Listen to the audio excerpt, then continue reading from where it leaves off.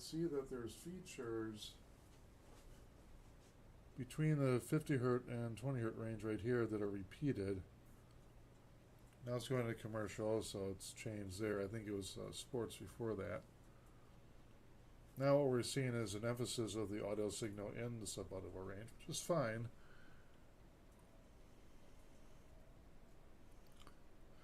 These are commercials, a Ford commercial, okay.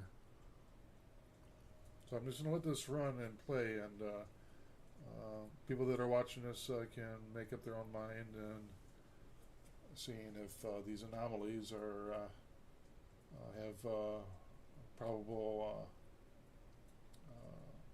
mark to study it more, and to see if there's a exotic subliminal programming going on, especially with associated imaging of the subaudio and what the person observes. Whether that rewires our brains, developing minds is another question. I'm just going to go into the second phase of the study eventually, where I have participants that observe the same material per participant, and the control would be the same material with the subaudible range removed from the clips and played back. And see, that's interesting right there. You see these bars at specific frequencies, these tones that you don't hear, but your nervous system potentially picks up on. And that's what this screen over here is going to be for. That's going to be the EEG. It's going to have probes on the frontal lobe from alpha to theta readout. Not too sure what kind of charting I'm going to do with that. I might do FFT because that's what this is doing, just to see if there's first strong correlation between what somebody feels when they're watching TV with the subaudible range and how their nervous system responds from the frontal lobe. Causation will be established from the control group. For example, it would be a double blind, or not a single blind. The participants wouldn't know which one of the footage they're watching contains or doesn't contain the subaudible range. I'll be using FFmpeg for that to apply the high-pass filter for the control media.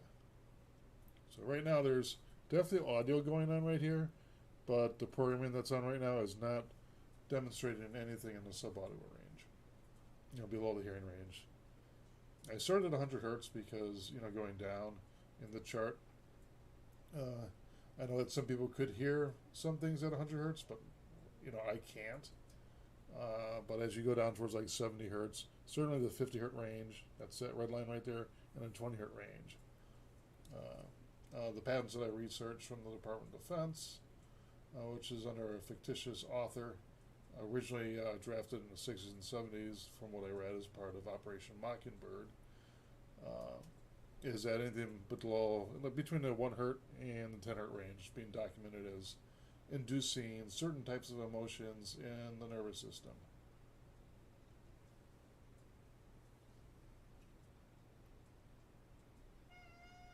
Yeah, that's my cat Keto.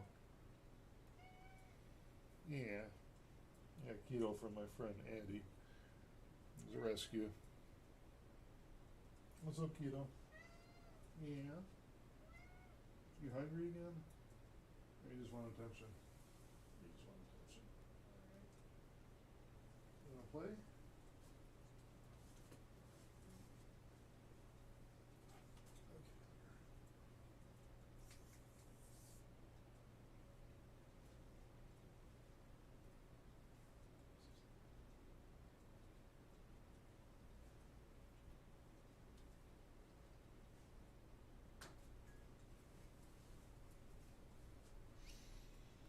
So again, if you're just tuning in, I'm looking at commercial television and breaking down the subaudible range. So that's the audio signal bar right there. Anything below this is the FFT chart from 100 hertz all the way down to 0 hertz.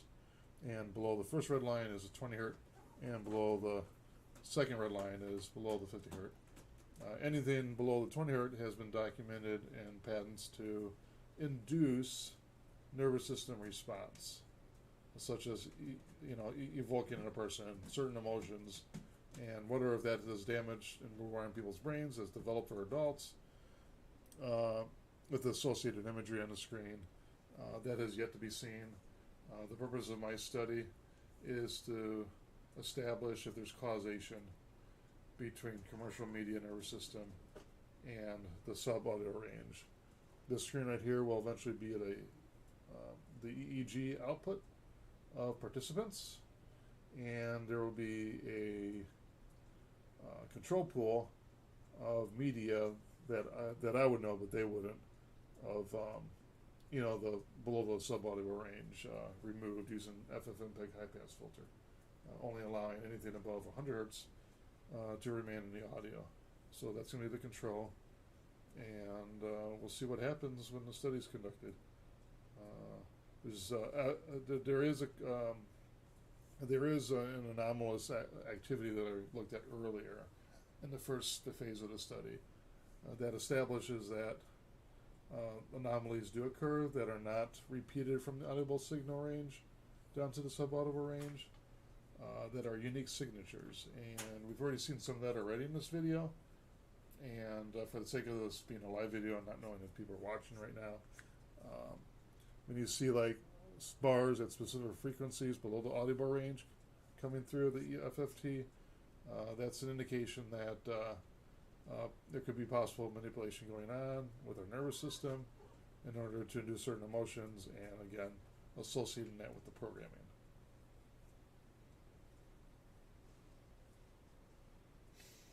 I'll let this roll for a bit longer, just so you can see.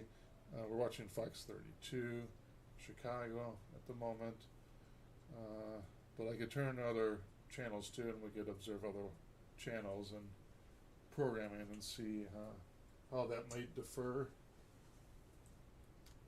I know that I looked briefly before in a prior survey like this one of public access TV like PBS and WTTW. From what I witnessed and recorded, there was nothing below the subaudible range for those channels. It seems to be strictly aligned with commercial TV. I'm going to change the channel now. Let's see what else is in here. Let's see how the remote works here. I got to point at the device.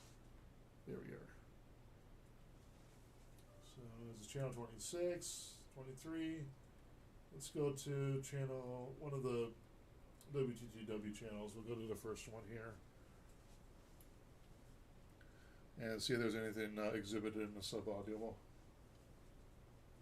So far there's audio going on. You can see the top there. Oh, there's a line bar right there. Okay, that's exactly at 50 hertz and below. And there's a little bit above 50 hertz. And then around 60 hertz there's a bunch of bars. And then now we're down back to below the 50 hertz and slightly above. So on and so forth. I'm going to click some other channels here, part of WTTW. This is WTTW number 2. See what we got exhibited here. Okay, so far nothing much. Also, you can see how it's scrolling. What's going on in the moment just appears right here. What you're seeing over here when it scrolls is the history. So WTTW number 2. Oh, just as I opened my mouth, there's a little bit of activity there in the subaudible range. Sometimes the subaudible range is used for emphasis, like very loud bass, or not very loud, but very potent bass signatures that are kosher, I suppose, if they are repeated features of the audible range, or at least some part of it. But when you get anomalous features, then you got to wonder, why what they're trying to do there with the probable nervous system response. Okay, let's go up another one.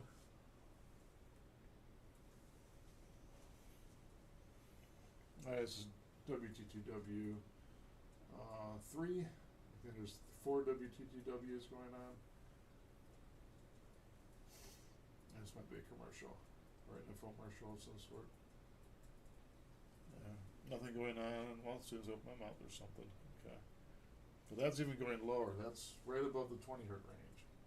A lot of that activity there. And it doesn't seem to be a continuous part throughout. They're really hitting that low end right there.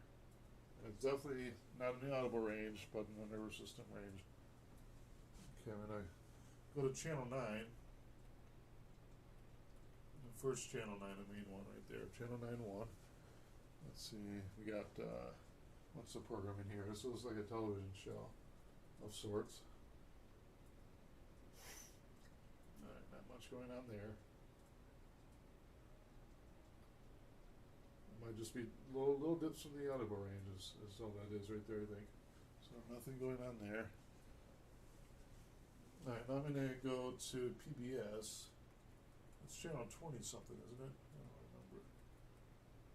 It goes to 23. I don't know what 23 is. Oh, it looks like MeTV or something. So we'll look at MeTV for a little bit, just because this is early programming. Perhaps it's before any of this sub-audible activity was going on in the programming. Even though Mockingbird has its roots in the 60s. This might be too early for the technology to evolve to that point.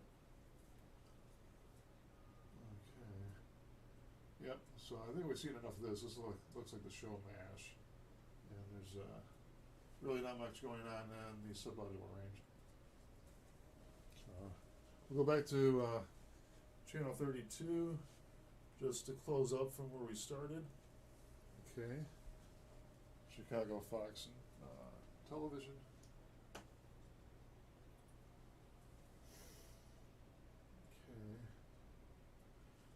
See if I can adjust the video a little bit so it comes through nicely. There you go. Okay, is it better? Yeah, it's better. Okay, cool. See what's going on now. It's not all washed out.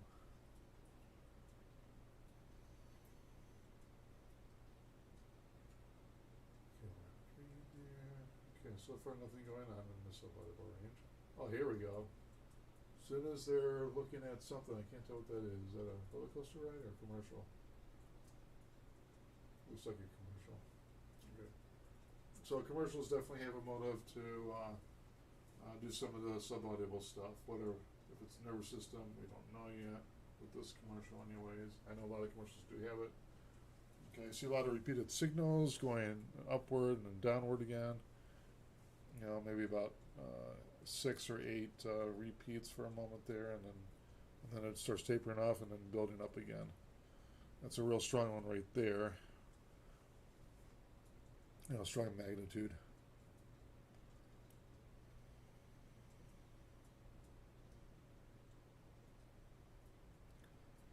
So it's some kind of sporting app. Okay. And then you got high intensities around just hovering at the 50 hertz range. All right.